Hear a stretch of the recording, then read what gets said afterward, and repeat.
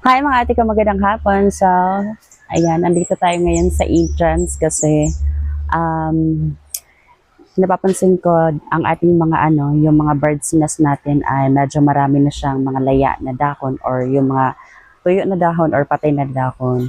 So, para mas magandang tignan ulit ang entrance natin para sa ating mga guests na pumupunta dito or papasok dito ay hindi siya pangit tignan para sa ating mga guests kasi yun na nga, marami ng mga tuyo na dahon ng ating mga bird's nest and kailangan natin siyang tanggalin and para kung meron tayong mga bagong guests or mga guests na pupunta dito sa farm ni Madam ay ang makikita nila ay purong green lahat ang makikita nila, o di ba? So, ayan, dahil hapon na, so simulan na natin ang pagtatanggal ng mga dahon.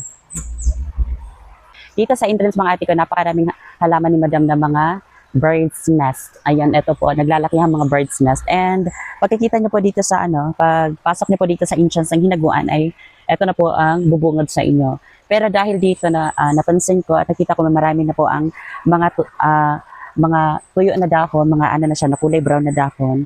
And so para mas maganda siya tingnan ulit ang ating mga bird's nest at para maging green ulit lahat ang makikita ng ating mga guests. So kailangan lang natin putulin ang ating mga patay na dahon. Ayun. So gagamit lang tayo ng itong gunting. Galing po ito kay Tita Lina. Thank you so much, Tita Lina. So, tatanggalin lang natin siya and also yung mga maliliit na patay na dahon. Ayun, di ba? So, time check, it's 3 p.m. Alas 3 na ng hapon. And medyo medyo di na mainit. Medyo di na mainit? Pwede ba yan? Ayan, o, di ba? Para green na siyang tignan. At walang mga patay na dahon.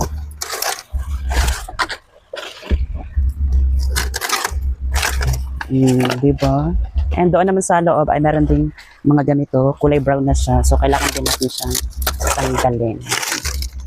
And para mas maganda talagang tignan, kulay green lahat ang makikita ng ating mga guests pagpasok pa lang nila dito sa hinaguan. So, tara na at ubusin na natin itong mga patay na dahon.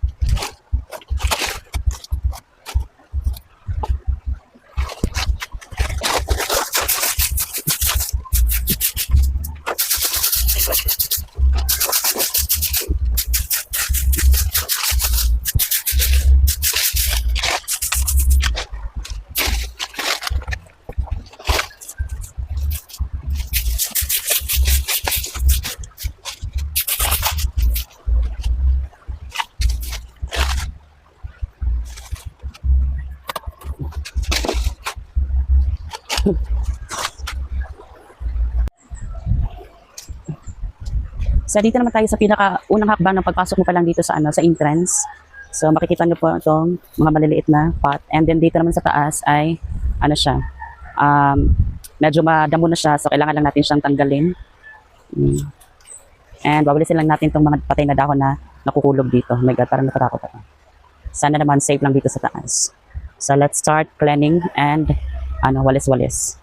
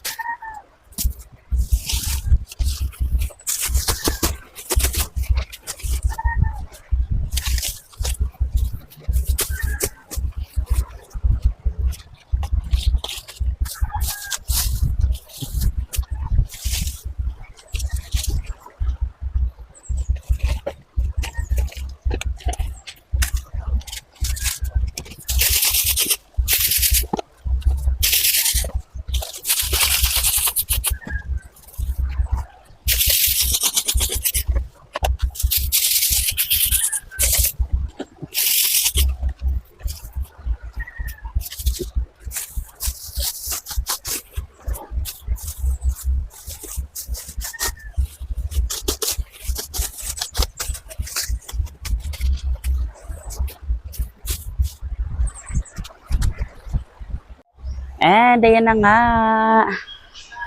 Hindi po siya totally natanggal yung mga damo sa taas, pero ano lang yung mga pinakaano diyan. Yan. Gumamit lang ako ng itak kanina.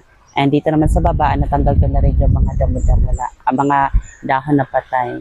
And kailangan lang natin siyang i-arrange. And eto na yung mga nakuha natin sa taas.